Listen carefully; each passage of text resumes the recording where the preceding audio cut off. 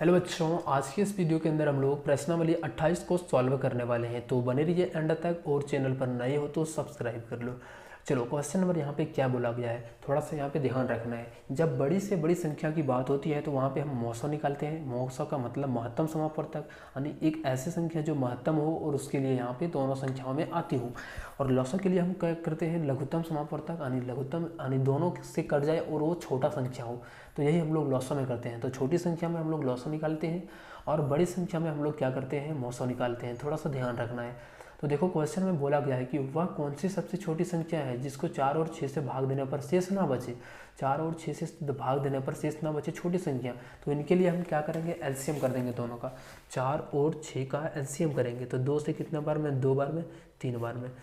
अब यहाँ पे हम गुना करेंगे तो 2 गुना 2 और गुना का 3, तो कितने हो जाएंगे, 2 दूनी 4, 4 तिया 12। तो यही 12 ये उस संख्या हो जाएगा, क्योंकि ये अब भाग दे करके देखो इसको और इसको, कोई भी शेषफल नहीं बचेगा और ये मिनिमम यानी ये लौसल संख्या की भी है।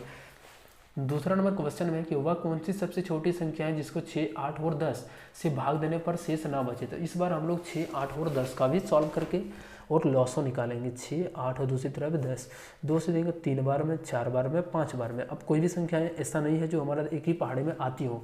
3, 4 कोई भी पहाड़ी में नहीं आता है, 4, 5 या 3, 5 कोई भी एक पहाड़ी में नहीं आता है। तो यहाँ पे हम कंप्लीट को गुना कर देंगे। तो 2 गुना 3 गुना 4 गुना 5। अब जैसे ही गुना करेंगे तो यहाँ पे कितना हो जाएगा, 2 तिया 6, 6 चौके 24, 24 पंचे 120। वो संख्या हमारा 120 हो जाएगा। इस तरीके से सॉल्व करना है। तीसरा नंबर का क्वेश्चन है, यहाँ पे क्वेश्चन में क्या बोला गया है कि वह सबसे छोटी संख्या ज्ञात करें जिसको 20, 10, 20 और 30 से भाग देने पर शेष ना बचे।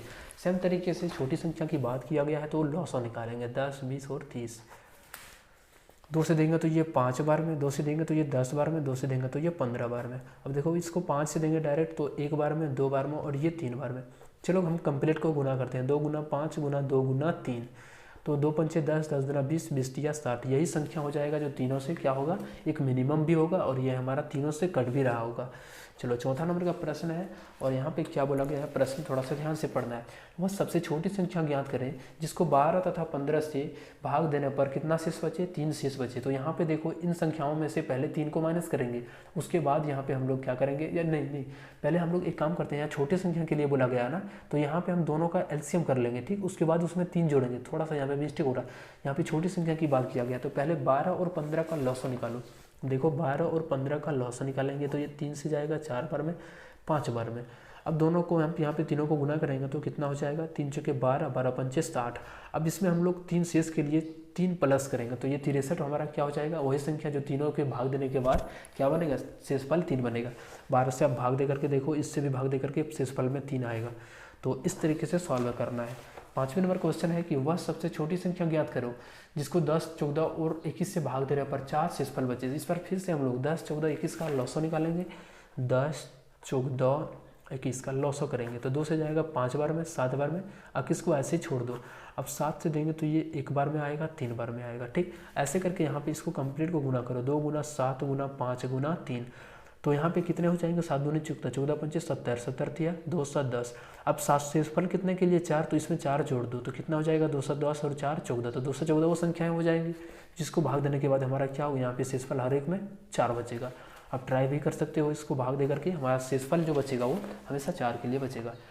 अब देखो, 6 नंबर का क्वेश्चन एक कॉन्सेप्ट पर आधारित है। थोड़ा सा यहाँ पे आपको ध्यान को यहाँ पे रखना है कि जो पहली संख्या गुनी दूसरी संख्या जो होता है, पहली संख्या गुना दूसरी संख्या क्या होता है कि मौसो गुना लॉसो के बराबर होता है। ये ध्यान रखना है, ठीक। जहाँ पे पहली संख्या दूसरी संख्या क्या होता है, मौसो और लॉसो के बराबर होता है। अब यहाँ पे देखो कि संख्याओं का, या फिर बोल सकते हैं पहली संख्या गुना दूसरी या दो संख्याओं का गुणनफल, दोनों सेम चीज़ है। कोई यहाँ पे ध्यान रखना है। 6 नंबर का प्रश्न है, यहाँ पे क्या बोला गया है कि दो संख्याओं का गुणनफल 192 है, मौसो 4 है, तो उनका लॉसो क्या हो। सेम कॉन्सेप्ट पर आधारित है।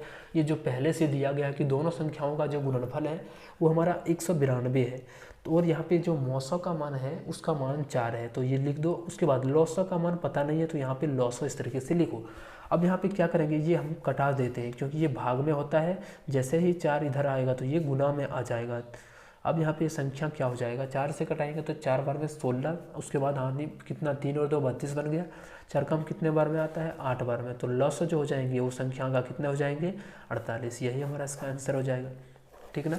तो 7वां नंबर का प्रश्न सेम तरीके से इसी तरीके से दिया गया है। इसमें बोला गया यदि दो संख्याओं का गुणनफल 96 है, लॉस इतना है, तो उनका मौसो क्या होगा।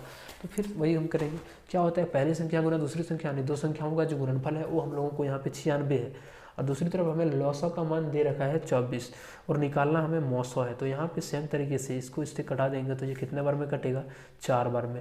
मौसो जो हो जाएंगे वो कितने हो जाएंगे, 4 हो जाएंगे। इस तरीके से यहाँ पे सॉल्व करना है।